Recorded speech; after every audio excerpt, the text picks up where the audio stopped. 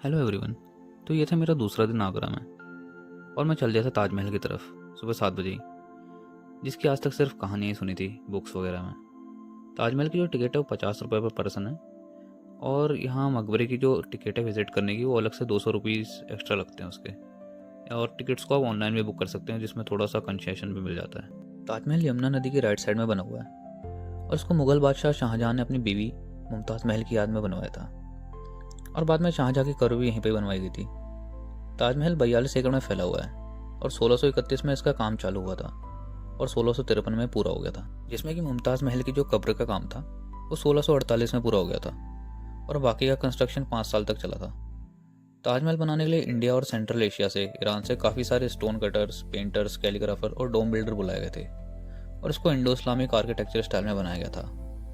आज के हिसाब से देखा जाए तो ताजमहल को बनाने की कॉस्ट 8000 करोड़ के लगभग थी, जिसे पूरा वाइट मार्बल से बनाया गया था और इसको बनाने में लगभग 20,000 वर्कर लगे थे और उस्ताद अहमद लाहौरी इसके मेन आर्किटेक्ट थे। 1983 में ताजमहल को यूनेस्को वर्ल्ड हेरिटेज साइट में जोड़ा गया था। ताजमहल घूमने के बाद हम लोगों को लगी थी बहुत ज़्यादा भूख, क्योंकि हमने सुबह कुछ खाया नहीं था।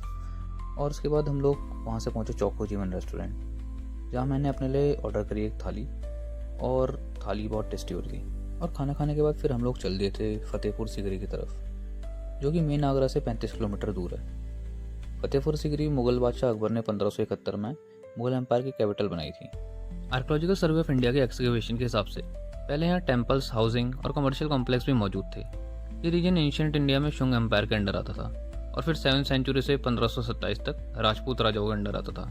जब 1527 में बैटल ऑफ खानवा, जो कि राणा सांगा और बाबर के बीच हुआ था, उसके बाद ये रीजन मुगल एम्पायर के अंडर आ गया और यहीं पर शेख सलीम चिश्ती की दरगाह भी है।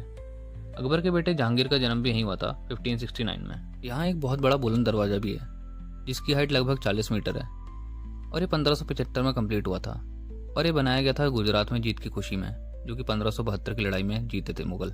और यहीं पर आपको दीवाने खास और दीवाने आम जैसी बिल्डिंग भी देखने को मिलती हैं, जिनका स्ट्रक्चर बहुत ही ज़्यादा बेहतरीन है।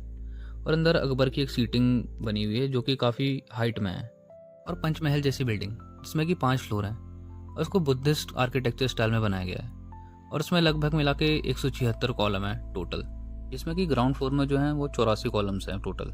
यहाँ आपको काफ़ी सारे गार्डन्स भी देखने को मिलेंगे, जो कि काफ़ी ज़्यादा वेल मेंटेन्ड है और बहुत सुंदर लगता है। और यह है बीरबल का घर, जहाँ की पहले 2 रानियाँ रहती थी, उसके बाद ये बीरबल के लिए बनाया गया और इसी जगह पर शाम को बैठ के तानसेन गाना वगैरह गाता था। और यह है जोधाबाई का महल, जो कि राजस्थानी और गुजराती आर्किटेक्चर स्टाइल में बनाया गया था और ये सबसे बड़ा महल था अकबर की रानियों में। और एक तुलसी मठ भी देखने को मिलता है, जो कि महल के बीचों बीच है।